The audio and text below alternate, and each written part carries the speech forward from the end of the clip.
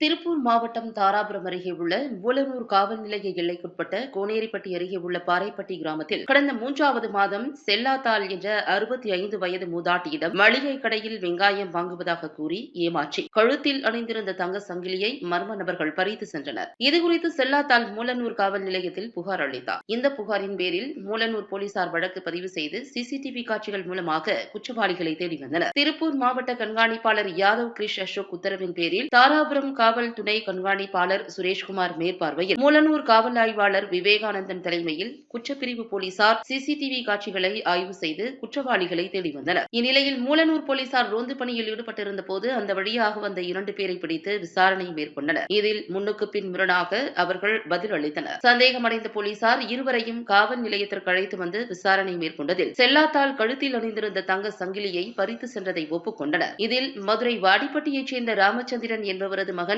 23 வயதான ரத்தின் என்ற பொறி என்பவரும் அதே பகுதியைச் சேர்ந்த பிச்சைப்பாண்டி என்பவரது மகன் மணி என்ற மணிகண்டன் என்பவரையும் போலீசார் கைது செய்து சிறையில் அடைத்தனர். இந்த சம்பவத்தில் ரத்தின் என்பவர் கடந்த 3வது மாதத்தில் வேறொரு வழக்கில் கைது செய்யப்பட்டு கோவை சிறையில் அடைக்கப்பட்டார் என்பதும், அதேபோல் மணி என்பவர் 3 மாத காலமாக செல்போன் எதுவும் பயன்படுத்தாமல் வாட்ஸ்அப் கால் மற்றும் இன்ஸ்டாகிராம் கால் மூலம் பயன்படுத்தி வந்தது தெரியவந்தது. இவர்கள் இருவர் மீதும் பழனி டவுன் காவல் நிலையத்தில் 2 வழக்குகளும், கீரனூர் காவல் நிலையத்தில் 1 வழக்கும், நிலக்கோட்டை காவல் நிலையத்தில் 1 வழக்கும் நிலுவையில் உள்ளது குறிப்பிடத்தக்கது.